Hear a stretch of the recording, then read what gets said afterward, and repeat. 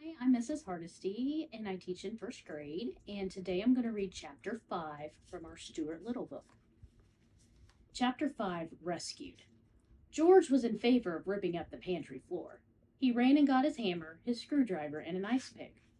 I'll have this old floor up in a double quick time, he said, inserting his screwdriver under the edge of the first board and giving a good, vigorous pry.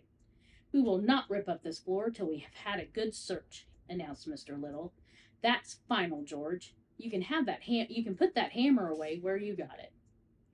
Oh, all right, said George. I see that nobody in this house cares anything about Stuart but me. Mrs. Little began to cry. My poor dear little son, she said. I know he'll get wedged somewhere. Just because you can't travel comfortably in a mouse hole doesn't mean that it isn't a perfectly suitable place for Stuart, said Mr. Little. Just don't get yourself all worked up. Maybe we ought to lower some food to him, suggested George. That's what the state police did when a man got stuck in a cave. George darted into the kitchen and came running back with a dish of applesauce. We can pour some of this in, and it will run down to where he is. George spooned out a bit of the applesauce and started to poke it into the hole. Stop that, bellowed Mr. Little. George, will you kindly let me handle this situation? Put that applesauce away immediately. Mr. Little glared fiercely at George.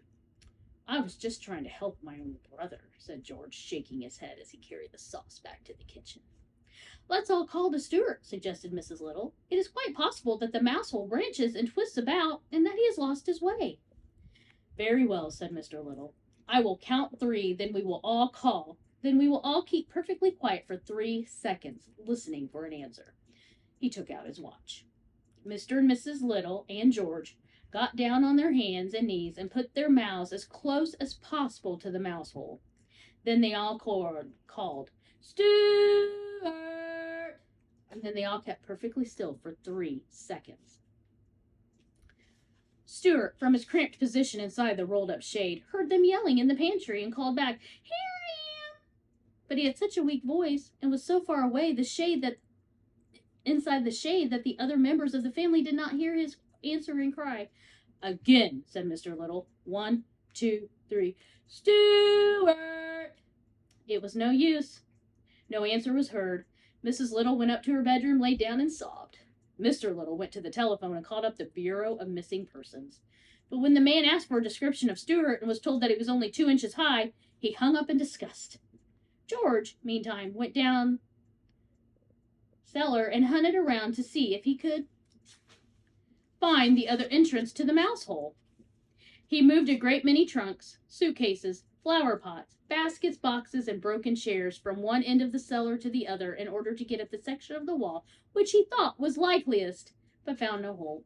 He did, however, come across an old discarded rowing machine of Mr. Little's, and becoming interested in this, carried it upstairs with some difficulty and spent the rest of the morning rowing.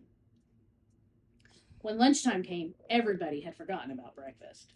All 3 sat down to a lamb stew, which Mrs. Little had prepared, but it was a sad meal, each one trying not to stare at the empty chair, which Stuart always occupied right next to Mrs. Little's glass of water. No one could eat, so great was the sorrow. George ate a bit of dessert, but nothing else. When lunch was over, Mrs. Little broke out crying again, and said she thought Stuart must be dead. Nonsense! Nonsense! Growled Mr. Little.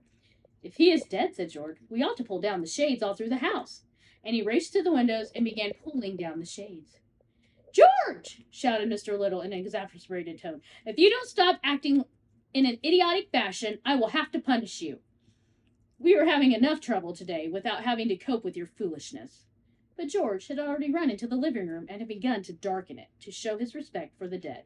He pulled a cord, and out dropped Stuart onto the windowsill. Well, for the love of Pete, said George, look who's here, Mom.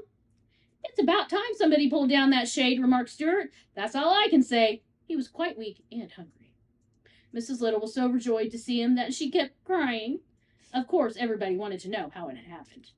It was simply an accident that might happen to anybody, said Stuart. As for my hat and cane being found at the entrance to the mouse hole, you can draw your own conclusions. I hope you enjoyed Chapter 5 of our Stuart Little book.